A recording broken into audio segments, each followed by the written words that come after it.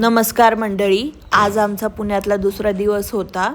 काल तर आम्ही जेवढा पसारा होईल तेवढा मी आवरला, पण आता मम्मी आली आहे आणि थोडाफार पसारा अजून पण बाकी आहे। तो पसारा होताच, पण आता मम्मी आली, सासूबाई आल्यात आणि जावया बापूंना मटण नाही खाऊ वाटायचं असं कधी होईल का? ते मटण खाण्यासाठी आम्ही आठवड्यातून 2 आठवड्यातून महिन्याला माझ्या माहेरी जात असतो। मम्मीच्या हातचं मटण एवढं आवडतं त्यांना। मग मम्मी आली आहे म्हटलं मटण, आणि त्यातून आज संडे, त्याच्यामुळं म्हटले मला आधी मटण करून द्या आणि मग बाकीचं काय असेल ते काम करा। ठीक आहे म्हटलं। मग मटण आणलं त्यांनी, फोडणीला टाकलं। फोडणीला म्हणजे हळद मीठ लावून ठेवलं होतं, फोडणीला टाकायचं होतं। आणि मी काय मटण खात नाही, त्याच्यामुळं माझं चाललं होतं इथं चहा खारे खा, हे खा ते खा। आता ते एवढं भारी भारी खाणार म्हटलं मला पण खावंच लागेल ना काहीतरी चांगलं चुंगलं, त्याच्यामुळं माझं चांगलं चाललं होतं। बाकीच्यांनी फक्त चहा पिला होता आणि मी चहा खारी खात होते। हे मम्मीने येताना चहा टोस्ट घेऊन आली होती, मग तेच मिल्क टोस्ट छान होत्या। आणि मला चहात थोडंसं दूध टाकायला आवडतं, थोडंसं दूध टाकून, आणि वाढतो पण ना, कारण खारी सगळं। आता मला काय मटण खायचं नव्हतं म्हणून माझं चाललं होतं एक चहा खारी खाऊन थोडा वेळ झाला होता। मग आंबे दिसले, त्यांनीच आणले होते। पहिल्यांदाच आम्ही म्हणजे या सीझनचे पहिलेच आंबे घेऊन आले होते, हापूस आंबा होता। मग ते काय आंबे दिसले आणि मी केलं सुरू आंबे खायला। माझं चाललं होतं इकडं आंबे खायचं, आणि मम्मीच्या माझ्या गप्पा चालल्या होत्या, असं झालं तसं झालं। आता एवढ्या दिवसांनी मम्मी आली म्हटलं आमच्या गप्पा इकडच्या तिकडच्या, याने असं केलं त्याने तसं केलं पोरगं, आणि पिलूचं मध्ये ये जा फ्रीज उघडायचं, हे करायचं ते करायचं। बाकीचा आंबा तर गोड होता, पण कोय खूप आंबट होती, ते माझ्या एक्सप्रेशनवरून लक्षात येईलच तुम्हाला। आता आमच्या कुकरची काही शिट्टीच होत नव्हती। मग मम्मीचं हे कायमचं जुगाड आहे। तुम्ही पण करता का असा जुगाड? मला कमेंटमध्ये सांगा, आणि नसेल करत तर करत जा, कारण अचानक कधी कधी असं होतं की शिट्टी नाही होत कुकरची। मग काय करायचं, गव्हाचं पीठ मिक्स करायचं किंवा चपात्याला मळलेलं असतं ते असं साईडने लावून द्यायचं, शिट्टे होऊन जाते। आणि हे काय अशी शिट्टी करून घेतली आणि मटण शिजलं होतं 4 शिट्ट्यांमध्ये, आणि मम्मीने टाकून दिलं फोडणीला।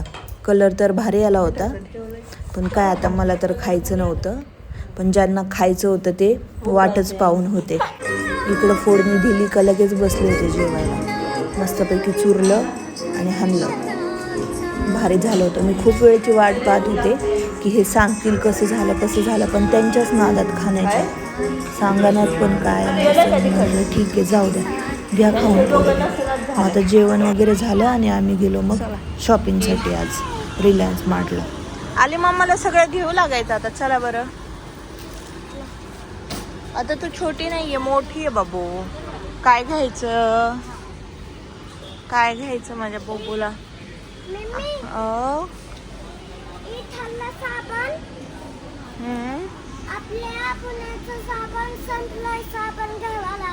अच्छा बर ठीक आहे, घ्या।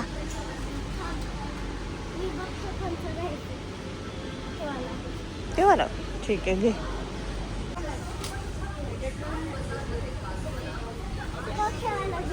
नो कोणतं पण नाही बाबू, नाही डायपर आहे आपल्याला खूप। चला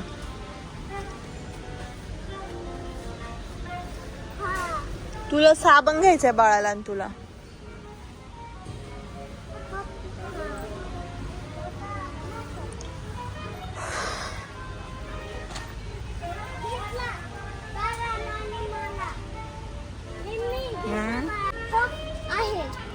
बर ठीक आहे। 99। आता डी मार्ट सारख्या रिलायन्स मॉलला पण ऑफर असतात, चांगल्या ऑफर होत्या। बॉटल 199, 99ला 3 बरण्या वगैरे, आणि क्वालिटी पण छान होती।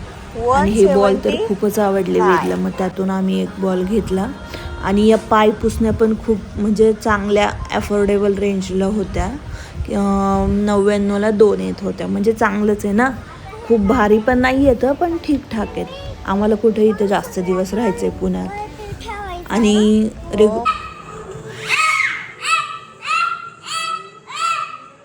एवढं नाही ओरडायचं।